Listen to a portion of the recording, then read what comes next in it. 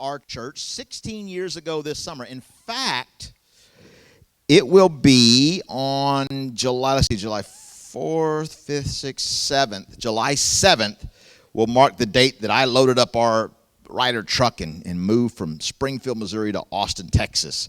And in the fall, we started the church here, and there was about 12 of us that came down from Springfield, Missouri. I had been on a staff at a church there, a church called James River Assembly, that mothered us, and they gave us some money and sent some people with us, and some of those people are still here with us today, 16 years later, and we came to start the church. But on staff with me, I was the discipleship pastor, and our kids pastor at the time was a guy named Jay Risner. And Jay is a little unusual as a kids pastor in that he is a grandpa who's a kids pastor. He's been doing this for almost 40 years, but he is a kid at heart. And we had so much fun on staff, probably too much fun at times. But he is an incredible guy. In addition to being a children's pastor there, his real calling is as a missionary evangelist to children all around the world. Over the course of his ministry, he has seen just shy of 500,000 children give their hearts to Jesus through his ministry. This year alone, there's been 30,000 kids, and so he is in Africa. He's in Indonesia. He's been all around the world. He's got television programs that he's recorded a while back that still move into Muslim countries where they can't get the gospel in other ways. But people come up and go, "Oh, Uncle Jay, I grew up watching your programs, and I learned about Jesus through your programs." And so he's going to be doing a kids camp in Kerrville starting next week, and we were talking and catching up, and I was like, "Dude, that's so close to us. Why don't you come and do your program for us today?" So I am so excited to share with you the talent and the ministry and the heart of my dear friend this morning. And so let's give a big welcome to my friend, Jay Risner. Come on up. Thank you, buddy. Love you, buddy. Well, good morning. How many of you are here? Yeah, good number. You know, I could spend the whole morning telling you things about your pastor, but I don't think I'd be invited back. But you know what, Anthony, there was something that happened this morning when you said to everyone that you're going camping and, you know, bears might get you, and so, you know, when you said that, and like, it was great knowing you, there were some people who applauded. Did you really mean that? Oh, I'm sorry, Ed. But I got to tell you, I will tell you that Pastor Anthony and his family, they weren't just good friends.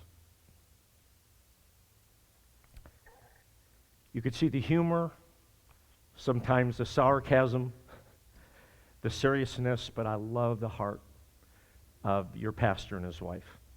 And it's so funny, when I call him up, there are times we haven't talked for years, and I will tell you, it's like we pick up from where we left. And one thing will be said, and we'll start laughing about things that we can never tell anybody. But we had a great time. And I got to tell you, it's great to be here with you this morning.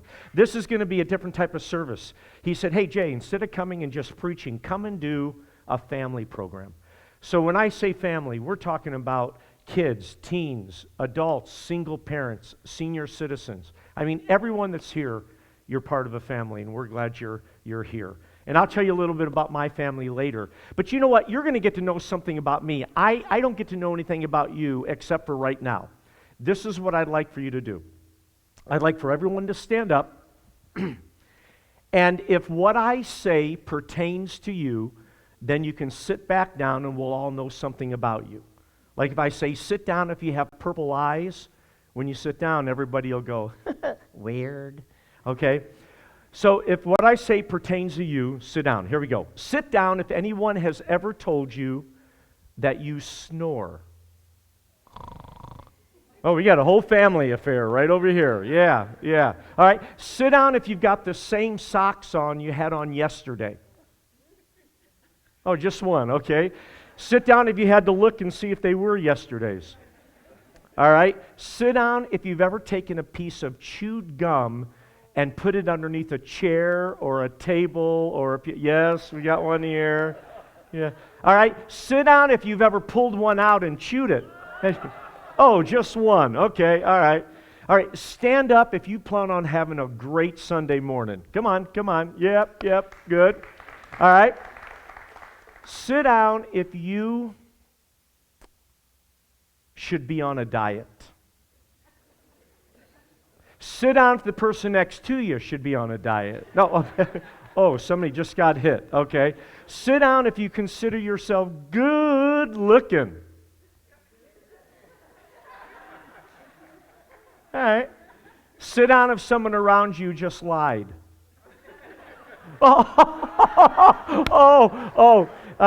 Pastor, we need some counseling over here this morning. Whoa. All right, and sit down if you love the Lord this morning. All right, thank you for sharing. That'll be the start sign. Hey, I took an old song, I changed the words on it, but this is to have fun this morning. Put your hands together.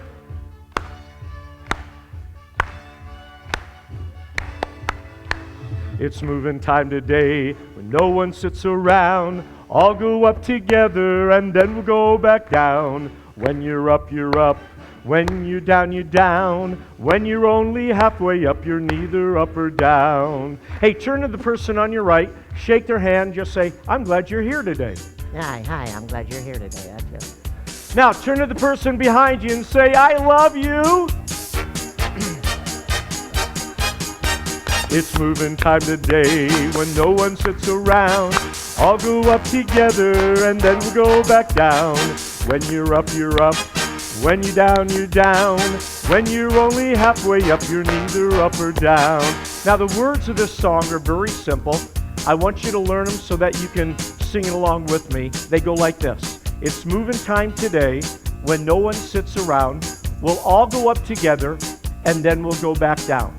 And then from there, it's just a bunch of ups and downs. And I don't care how well you sing. What I care is that you sing, okay? So kids, get your people around you. Bump them in the elbow. Get them singing. Everybody, here we go. It's moving time today when no one sits around. All go up together and then we'll go back down. When you're up, you're up. When you're down, you're down. When you're only halfway up, you're neither up or... Well, not too bad. Not too good either. Let's try it again. A little bit louder if you would, please. Here we go. It's moving time today when no one sits around. All go up together and then we'll go back down. When you're up, you're up. When you're down, you're down. When you're only halfway up, you're neither up or down. Well, I'll tell you what, that wasn't too bad. We're going to do it one more time, except this time, when we sing the words up, I'd like for everyone to stand up. When we sing the words down, then everyone sit back down. But watch out for the word halfway, because it's not up, it's not down, it's kind of in that in-between position, right about there, okay? So if there's somebody around you and they're not doing it, help them. So everyone get ready, and here we go. It's moving time today when no one sits around. We'll all go up together and then we'll go back down. When you're up, you're up. That's up. That's very good. Thank you back there. You got, yes, thank you. And then we'll go back down. And when you're only halfway up, you're neither up or down. We're doing it pretty good. I saw Anthony get stuck in the halfway position there. We'll do it again, this time a little bit faster. Here we go. Everybody get ready.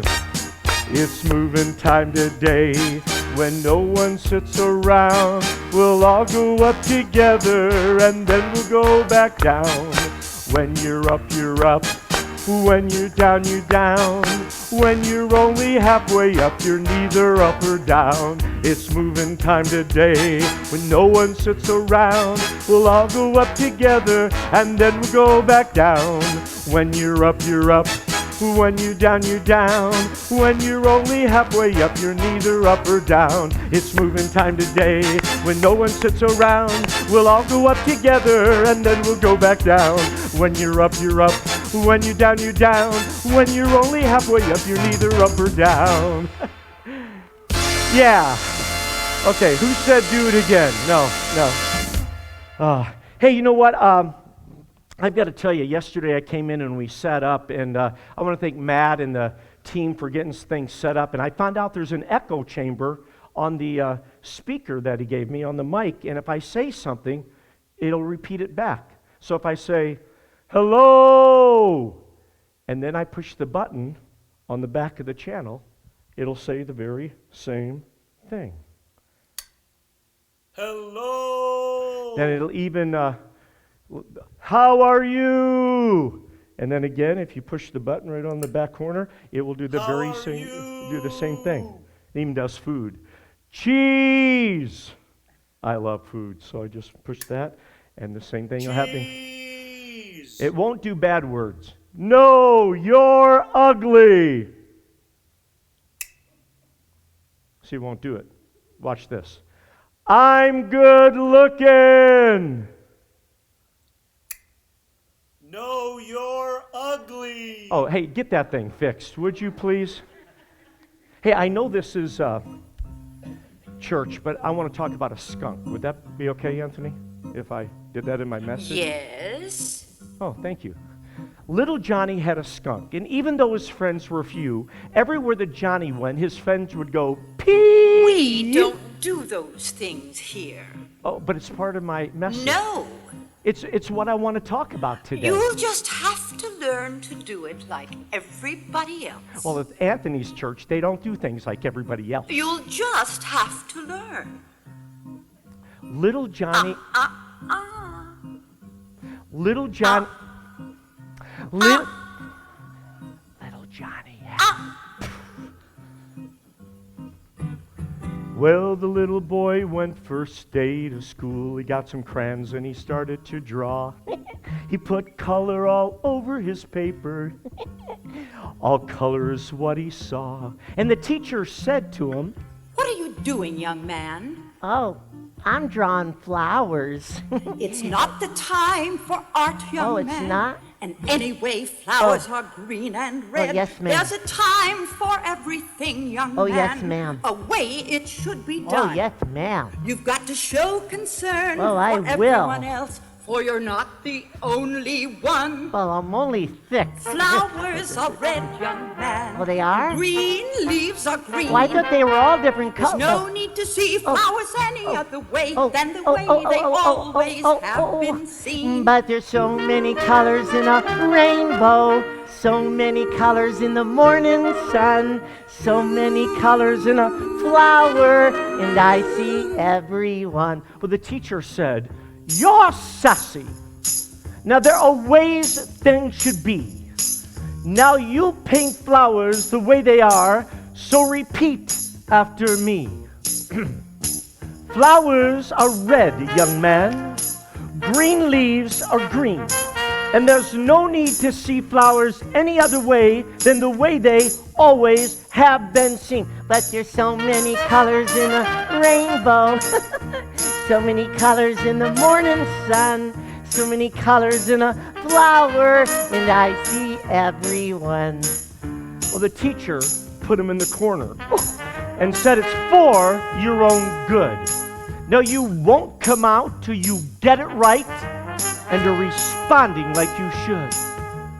Well, that little boy, he got scared, and frightening thoughts went into his head. So he walked up to his teacher, and this is what he said. He said, Flowers are always red. And green leaves, they're green. And there's no need to see flowers any other way than the way they always have been seen. Well, time went on, as it usually does. And that family moved to another town. Well, that little boy, he went to another school. But this is what he found. With the teacher there, she was smiling. She said painting should be fun. And there are so many colors in a flower. Let's use every one. So the little boy started painting flowers, but even rows of green and read. And when his teacher asked him why, this is what he said. Flowers are always red, and green leaves, they're green. And there's no need to see flowers any other way than the way they always have and always will be seen. But still, with our help, our kids should be able to sing. So many colors in a rainbow, so many colors in the morning sun, so many colors in a flower, and I see every one. There's so many colors in a rainbow, so many colors in the morning sun, so many colors in a flower, and I see every one.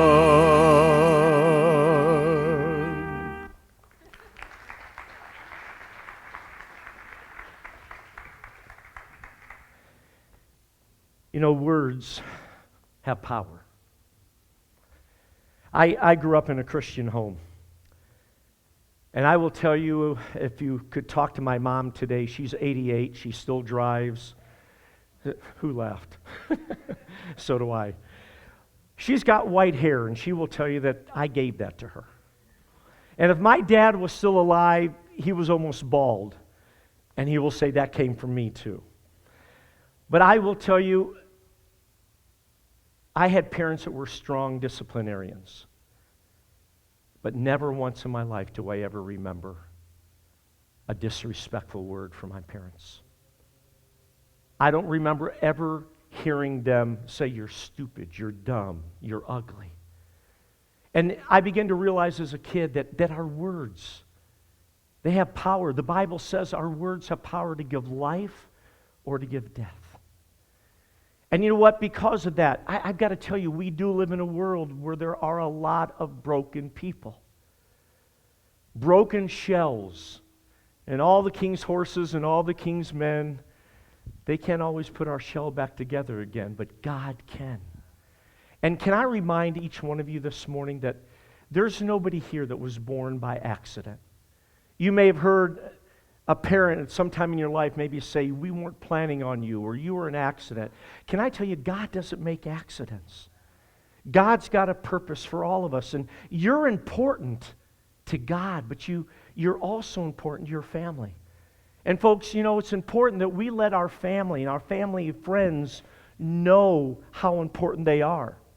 You know, I've said to people before, do you share with your kids how much you love them? And I've had people say, "Oh, they know I love them," but there's words that get in the way like, "Clean up your room. Must you play that music so loud? You don't take me anywhere, Dad." And words like that.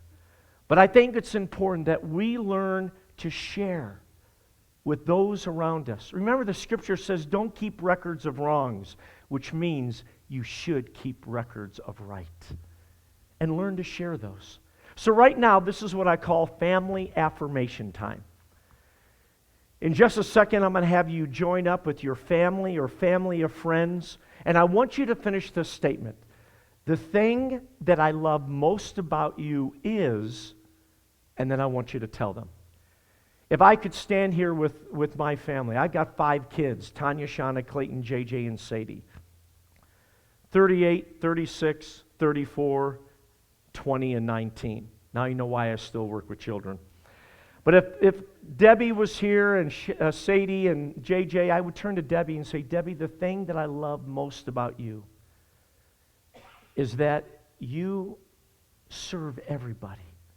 You show your love in what you do, and you never stop. You have an open heart, and I love that about you."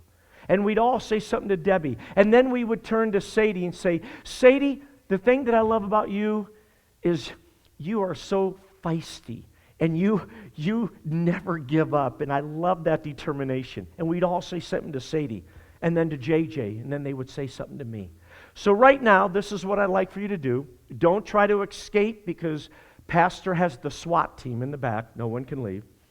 But I'd like for everyone to stand, And I would like for you to join up with your friends or your family of friends. If they're a visitor here, then find out who they are. Don't leave anybody standing by themselves. And join them into your group and finish the statement, the thing that I love most about you is, and then let them know. And you'll know it's time to continue when I start talking again. So everyone stand and do that right now, please. It's okay.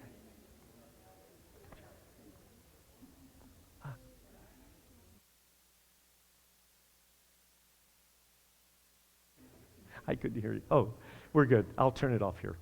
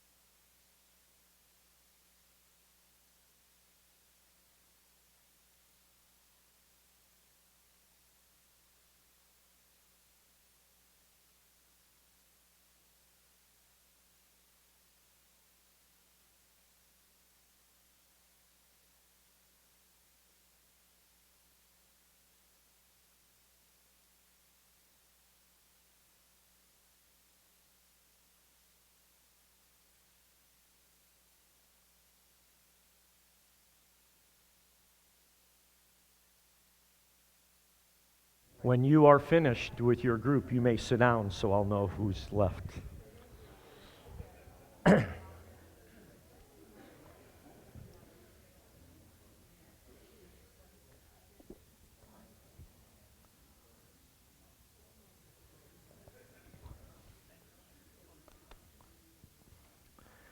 One minute.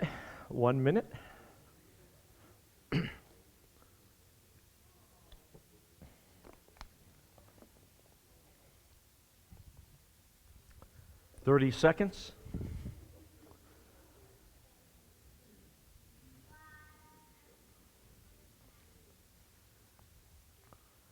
15 seconds. Have the little countdown up there. Okay, hey, let me ask you a question. How many of you, it felt good to have something nice said to you? Did you like that? How many of you, it felt really good to say something good to somebody? Okay? Folks, can I tell you that what you just did should not be a one-year ritual? But if you will make that part of your daily routine, if you will start to look for the best in your family, in your friends, of people of other race or of other political views or whatever, if you will learn to look for the best, it will change the way you see them and how God sees you. And I've got to tell you, the Bible talks about the fact that we put off a fragrance. And I came to understand when I was a kid, my dad would work outside really hard, and when he came in, it was kind of like, hey, buddy, give me a hug. And I'd walk over and go, oh boy, does he stink. And that body odor was something else. But I got to tell you, today, my wife, she's got this vanilla perfume. And she can put some of that on, and she'll walk out, hey, honey, and ooh, I think I'll follow you. You know, something that smells good, something that draws you. And I've got to tell you that we are people that either put off a fragrance that people don't want to be around, or it draws people. And I've got to tell you, when you learn to look for the best in others and you share it, it will change how people view you. And can I also remind you, you know, there are many churches and many people that have fried preacher for Sunday lunch. But if you will support your staff behind their back and in front of others, it'll change how people see your church. And I'll tell you what, pastoral staff, I don't know who's all on it, I want you to stand wherever you are. Okay? Folks, I don't know how often you get a chance to do this, but would you show your appreciation to your pastoral staff?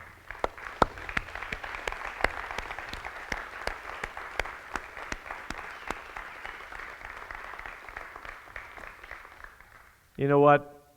If you ever get a chance, I remember my mom and dad, I was a PK, they would get a card, they would get a letter, and it really made a difference in their life when people write or just say, hey, we're praying for you, we love you. You know, send them a card, send them some roses, buy them a brand new car. No, I'm just kidding about that.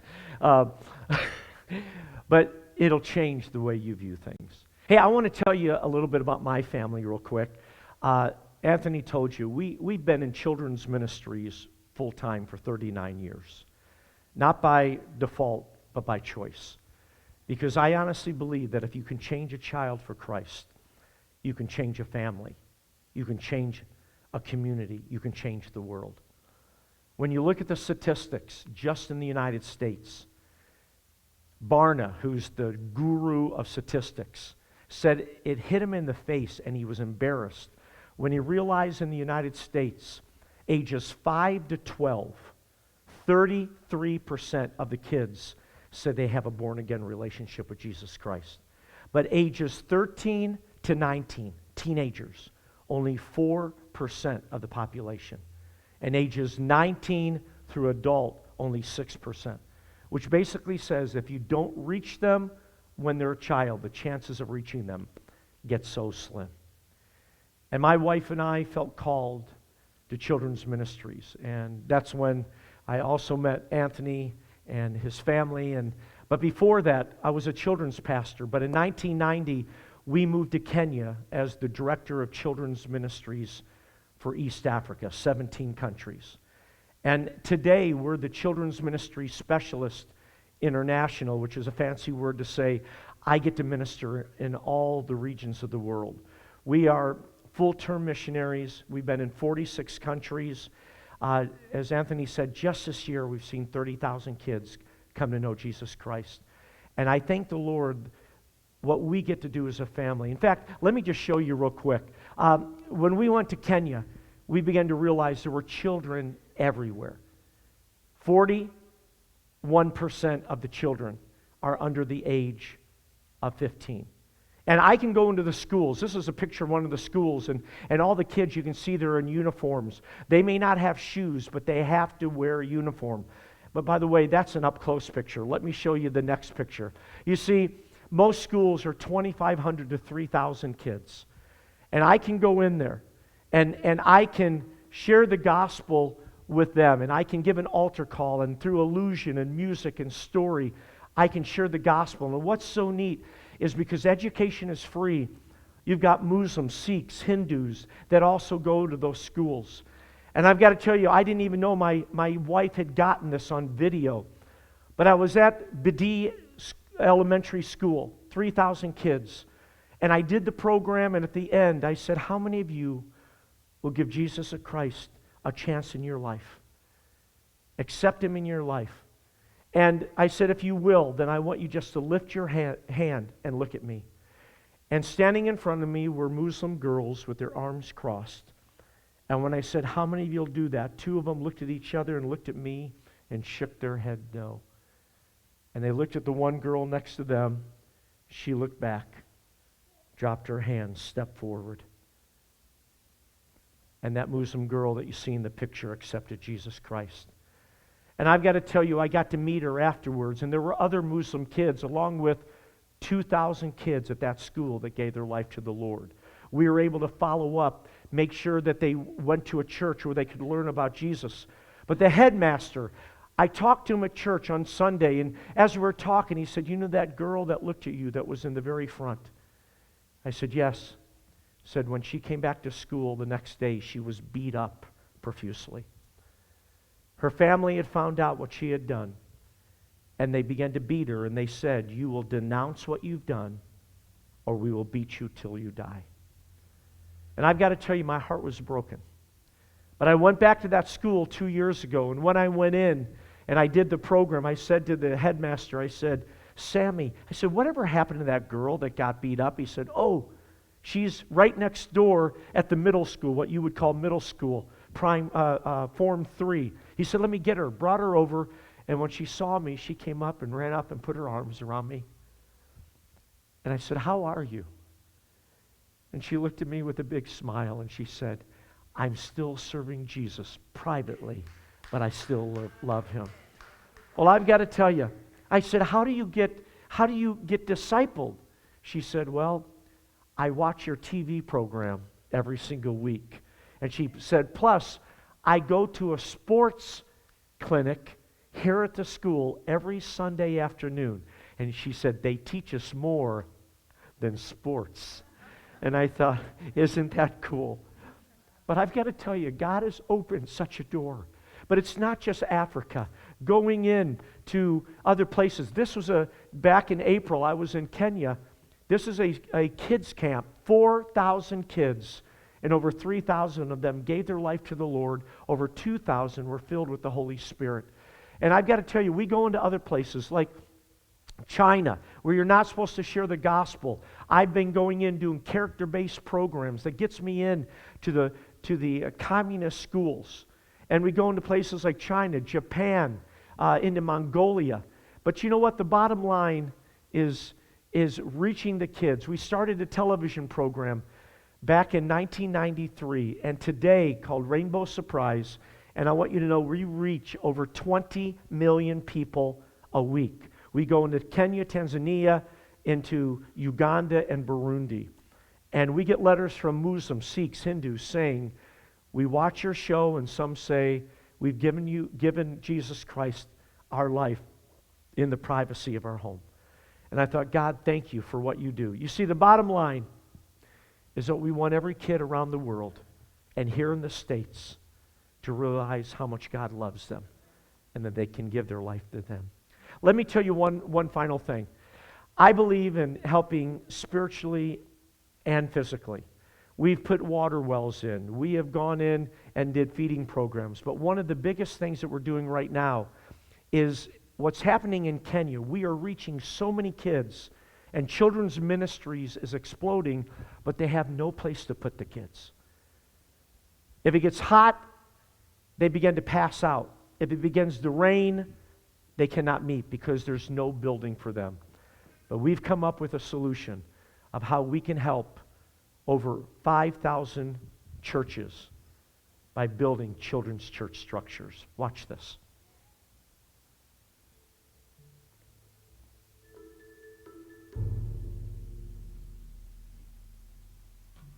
There are so many great things to see in Africa, but there is one sight you will always see, no matter what time of year or season, and that's Africa's children.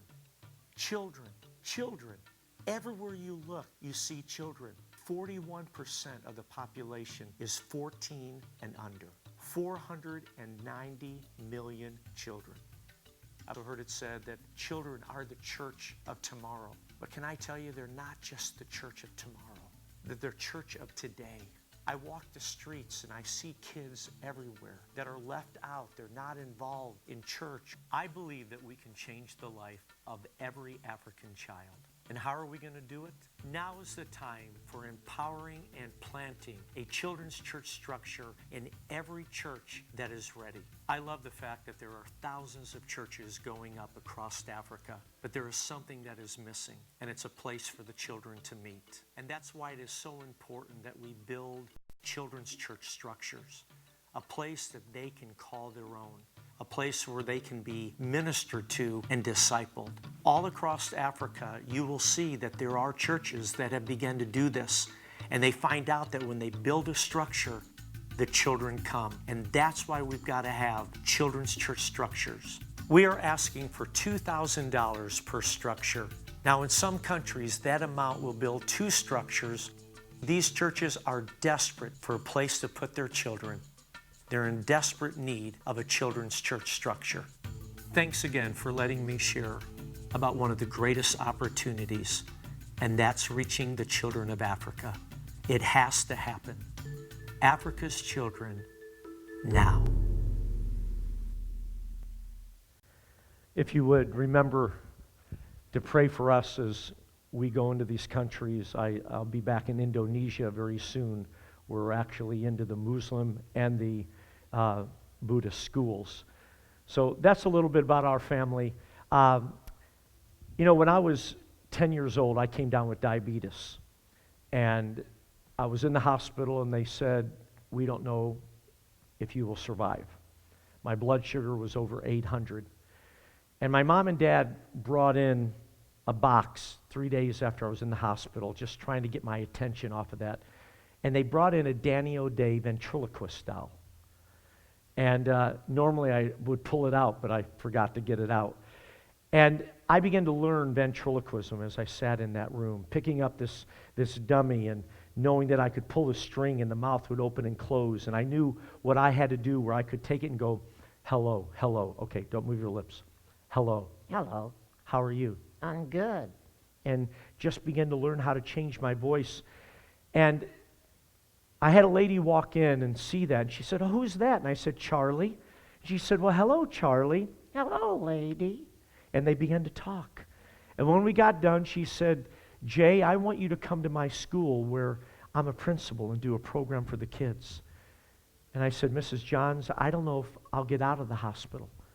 And she said, oh, no, you'll get out of the hospital. God's got a plan for you. And I've got to tell you, when I got out of the hospital, I went to her school, and it opened up other schools. And then when I turned 18, I moved to Los Angeles and began to do TV commercials. I was on a show that was like America's Got Talent many years ago called The Gong Show. Some of you may remember that. And but I've got to tell you, I took everything I'd learned in professional entertainment and said, I don't want to just share morals and values. I want to share Jesus Christ. And I look at everything that happened, started when I was 10 years old, when I said, God, I give you my hands, I give you my feet, I give you my voice. You know, God doesn't care who we are, of how we started. He cares how we finish. And all He asks is for us to give Him our hands, our feet, our voice. Well, I'll tell you what, I don't have JoJo, my vent figure, with me. He's at the campgrounds. But I thought of something. Roger, Pastor Roger, could you come up here, please? And by the way, where's your wife, Julie? She's on her way here, probably. Oh, okay. Should I be scared right now? Should you be scared? Never. If you work for Anthony, you don't have to be scared of anything with me. Hey, right over here, and let me have your glasses. Oh, yes. Okay. Listen, I asked Pastor, I said, hey, real quick, this morning, is there anybody that needs a makeover? So, I tell you what. Is it good that I don't have my glasses on? Yeah, I didn't want you to see what's going to happen. Okay. What is this? Roger, you didn't even have to say a word. I'll take care of that for you. Where am I going? Well, Whoa. just don't mess my hair up. Just don't mess your hair up. Okay, let's see if that'll stay. Okay. Hook that around your ear. Okay. There we go. Is that working? Okay, right here. Oh, yeah. Oh, this is really cool. Oh. Now listen, you don't have to do this if you don't want to. No, I want to do it. You want to be up here? Yeah. No, you don't talk. I do the talking. Huh? I don't like this. Why? Because everything you think, I got to say. I know, that's part of it. But listen, you don't have to be up here. No, I want to do it. Why? I'm going to get used to it. Why do you have to get used to being up here? I'm going to be the new pastor. You're going to be the new pastor. Have you talked to Anthony? I'm telling him today. Oh. Well, listen, you've worked with him. By the way, how you feeling? Not too good. What's wrong? My stomach hurts. Your stomach hurts. Yeah, it's got something in it I don't like. What's that? Your hand. Oh, okay. Well, you've worked with Anthony for a while? Yeah. Has he taught you anything? Oh, he taught me a lot of things. What's one thing he's taught you? He taught me how to make money. How to make money. Yeah. He said you got to know how to count. You got to know how to count. Yeah. 2, 3, 4. Yeah? 5, 6, 7. Yeah? 8, 9, 10. Yeah? Ace, king, queen, jack. Jackpot! Now hold it. This is church. I know, that's how we built our budget. Jackpot! No, come on, that's enough. Has he taught you anything else? Yeah. He taught me how to be kind. How to be kind? Yeah. Especially to Julie. Why do you have to be kind to Julie? What happens if you're not? She hits me. Oh, she hits you? Yeah, I mean, look at the side of my head. Oh, man, you got a big old whelp there. What happened? I said something mean, yeah, and she threw tomatoes at me. Hold it. You're telling me tomatoes made that whelp? They were still in the can. Oh, okay. Oh, I see. Well, listen, has Pastor taught you anything else? Yeah, I taught you how to dance and sing. How to dance and sing? Yeah. In fact, I want to do it today. Oh, yeah. Well, listen, you can help me because, I've been talking about the fact that we need to share Jesus wherever we go, all around the world. And I love to do that. In fact, I'm going to sing about it. Would you like to help me? Yeah. Hit it, Matt. Go ahead. Start the music. Today. Yeah, today. Can you turn it up a little bit? Yeah, for me too. Yeah. You going to sing? Yeah. Today? Yeah, right now. When I was a young child, oh yeah, Christ came into my life. He took away your darkness, oh yeah, and gave you His pure light. That's why I want to go tell it on the mountain, oh yeah, over the hills, everywhere. I want to go tell it everywhere that Jesus Christ is Lord. I'll take it from here. Okay. Now as you work for Jesus, oh yeah, to share His gospel light, He'll guide you with His Spirit and through His holy night. You gotta go tell it on the mountain, down your street, at your school. You gotta go tell it everywhere that Jesus Christ is Lord. You gotta go tell it everywhere now, at your school, at your work. You gotta go tell it everywhere that Jesus Christ is Lord. You gotta tell it everywhere now, down your street, at your work. You gotta tell it everywhere that Jesus Christ is Lord. That Jesus Christ is Lord, Lord, Lord, Lord, Lord. You gotta tell it, yeah! Hey, let's give Roger a big hand. Great job, man. Nicely done. Oh, stop it. I'm sorry, my fault. Stop it. Sorry. I had nothing to do with that. That was all. Some people will go up to Roger and say, why were you saying those things? But if you know ventriloquism, that was me speaking and he was just doing the actions. He knew nothing about that. So Roger, great job. Give him another big hand. In the last few minutes, I'd like to talk a little bit more about the importance of spending time with your family, spending time with the ones you love, and spending time with the Lord. Hit it, Matt.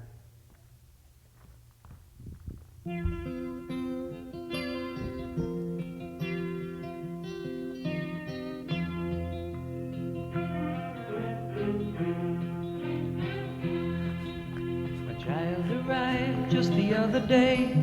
He came to the world in the usual way, but there were planes to catch and bills to pay. He learned to walk while I was away, and he was talking for I knew it.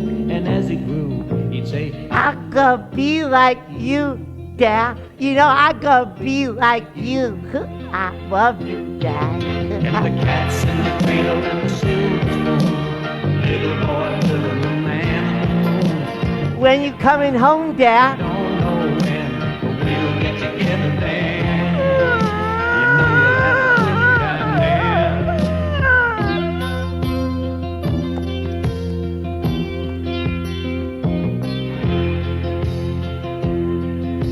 My son turned 10 just the other day. He said, Kids are the ball, Dad. Come on, let's play. Can you teach me to throw? I said, not today, I got a lot to do. He said, That's okay. he walked away, but his smile never dimmed and said, I'm gonna be like him.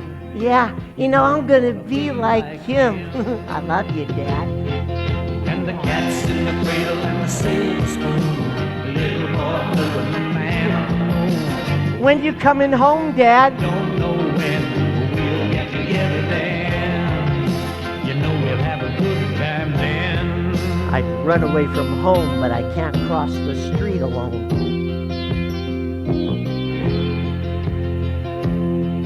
Well, he came from college just the other day. So much like a man, I just had to say, son, I'm proud of you. Can you sit for a while? He shook his head and he said with a smile, What I'd really like, Dad, is to borrow the car keys. See you later. Can I have them, please? Come on, dude, hurry up. in the cradle and the silver spoon, little boy blue and the man on the moon. When you coming home, son? I don't know when, but we'll get together then, Dad. You know we'll have a good time then. Ciao, baby.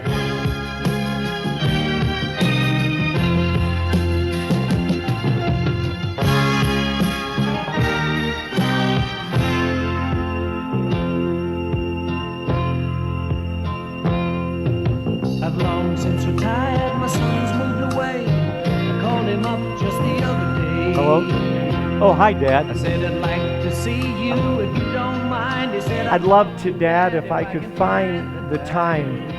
You see, the new job's a hassle and the kids got the flu, but it's sure nice talking to you, Dad. Yeah, it's nice talking to you. Dad, I gotta go. I'm busy, okay? Bye-bye. And as I hung up the phone, it occurred to me he'd grown up just like me. My boy was just like me. What do you want, son? No, I'm busy. Get your mom to do it. Go on, go on.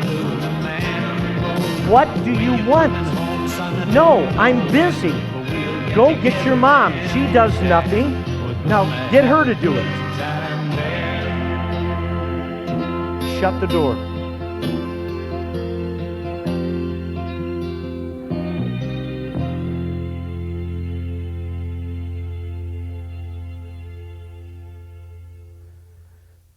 I want to be like you, Mom. I want to be like you, Dad. It's something the kids say. You know, Dr. Phil has said many times on his show that the greatest influence on a child's life is the same-sex parent. And what we do affects our kids, not by what we say. They don't follow exhortation, they follow example. And one day, one of the national magazines asked kids to grade their parents. And you know what got the highest grade? It wasn't my parents spent $50 doing this or $75 doing that on me. They said, we loved it when our parents spent time. Time. It's not just taking time, it's making time. And I've got to tell you, to go into homes, and NBC 23 years ago did a study. They put cameras in 100 homes and asked the dads, how much time do you spend in quality time with your kids? Not just behind a magazine, not being in the same room, but actually eye to eye, talking. How's your day? What's going on? And they asked them, how much time do you spend a day? And the average came up 1 hour and 23 minutes a night. They put those cameras in 24 hours a day, they filmed. And when they put all the information together, the average amount of time that a dad spent in quality time with his kids was 47 seconds a day. And kids that are here and teens, I got to tell you, it's not just the parents. The Bible talks about honoring your parents. Sometimes you may not agree, but again, if you'll look for the best in them and honor them. I mean, think about it. We honor moms one day a year. We honor dads one day a year. Do you realize in America, pickles get honored for a whole week? But you know what? Spending time. But how many of you know today, because of the phone, and I'm busy too, you go into a restaurant, and I laugh sometimes because I'll see the two parents or the one parent and their kids, and they're all on their phone, no communication. And then I saw a poem that talked about the family, and it was so true of what I heard. On the table, side by side, was the Holy Bible and the remote TV guide. One is used daily to help folks decide, but it wasn't the Bible, it was the remote TV guide. One was worn and cherished with pride, but it wasn't the Bible, it was the TV guide. As the channels are turned, oh, what shall we see? So they turn on the TV and they can't agree what they should watch on the old TV. So they turn to the book on which they rely. No, it wasn't the Bible, it was the remote TV guide. And you think about it today. There's nights for everything. There's bowling nights and bridging nights, nights on the town, nights to stay home and to catch all the sights. MMA, boxing, the fights. And then there's the nights to be by myself, to let my hair down.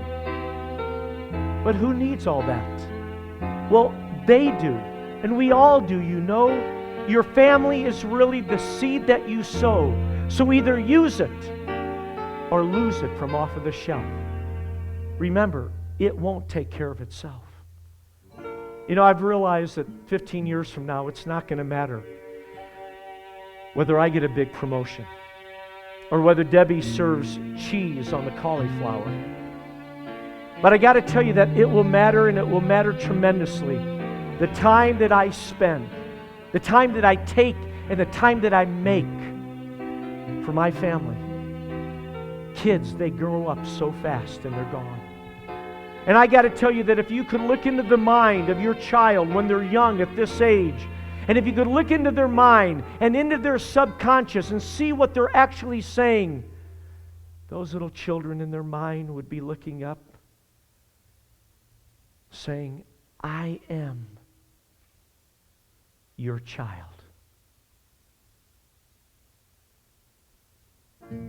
Wherever you go, you take me to.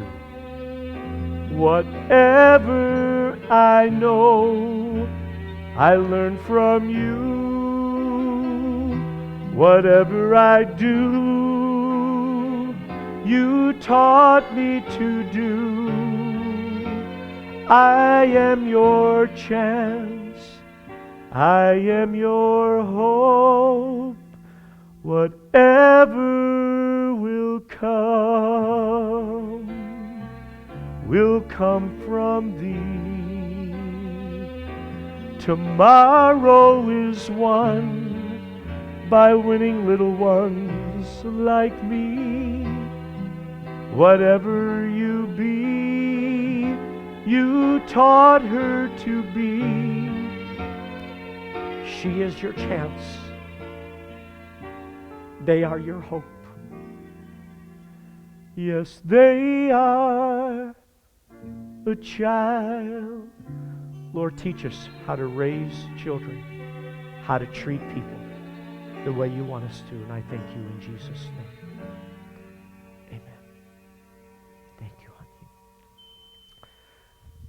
I'm going to finish up with one more thing. And how many of you have ever been to a circus? You know, the thing about a circus that I love is what is called a tightrope walker. Someone that walks across a wire or a rope between two poles or towers. And one day someone challenged the greatest tightrope walker of all, the great Blondin, to come from France and to walk across a wire stretched over the Niagara Falls. And he accepted the challenge. And on the day that it was supposed to happen, they said thousands of people lined the Canadian side and the American side as they stared up at two towers with a wire stretched over it, 167 feet above the edge of the falls and 289 feet above the crashing foam below. And at 2 o'clock on the scheduled day, they said the great Blondin stepped out on the tower and he yelled out, "How many of you believe I can walk across this wire? If you believe I can do it, wave your hands." Wave your hands. And they all waved. So he quieted them down. He picked up his balance pole and he tested the wire.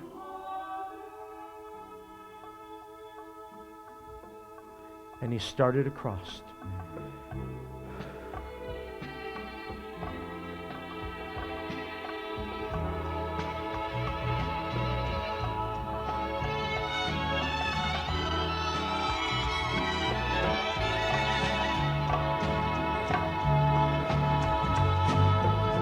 And as he got to the other side, people yelled and cheered. And he quieted them down and he said back to them, how many of you believe I can go back across this wire, this time pushing a wheelbarrow? If you believe I can do it, wave your hands, wave your hands. So they all waved, and he picked up the wheelbarrow, put it on the line, and started across.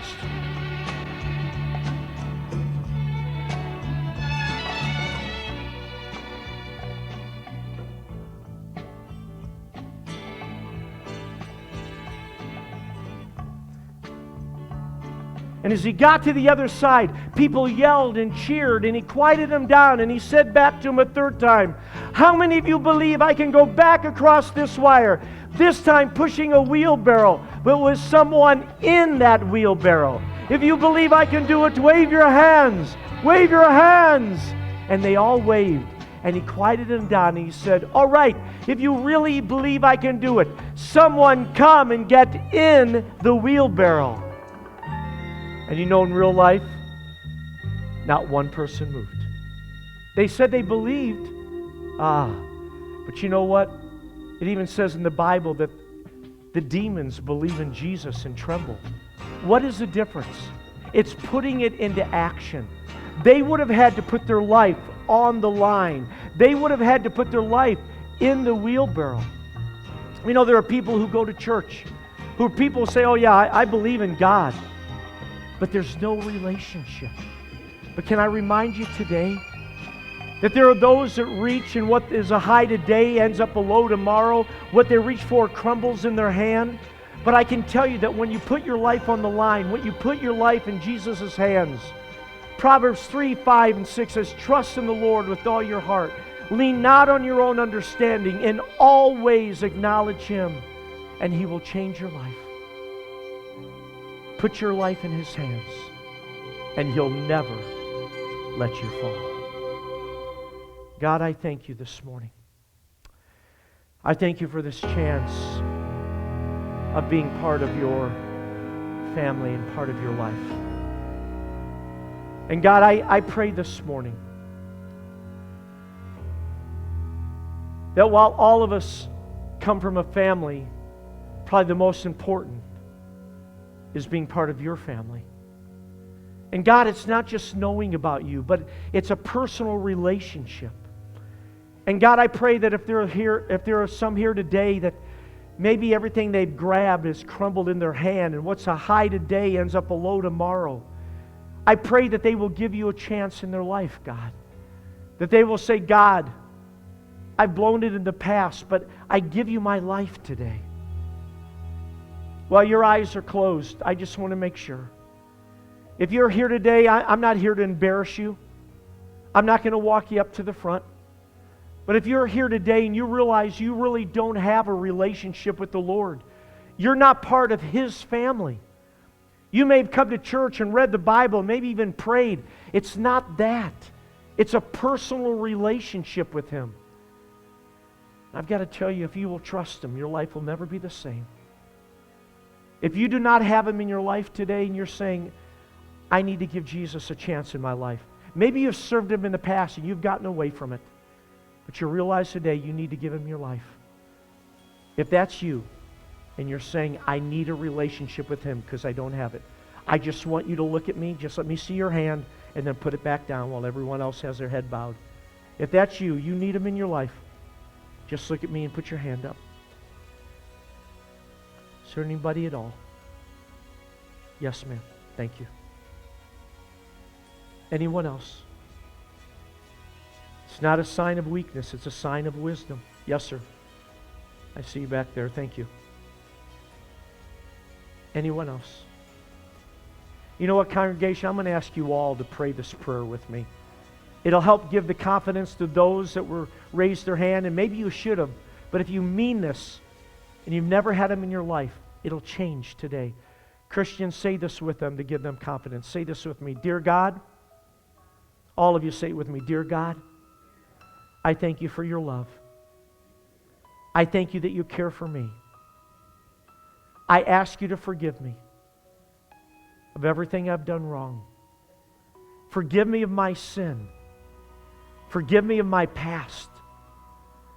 Forgive me of my wrong choices. And I ask Jesus to come into my life, to guide me, direct me, show me the right way to live. I trust you, God, and I give you my life. Thank you, God. You have forgiven me. You have washed me clean, and I am pure in your hands. Thank you. In Jesus' name.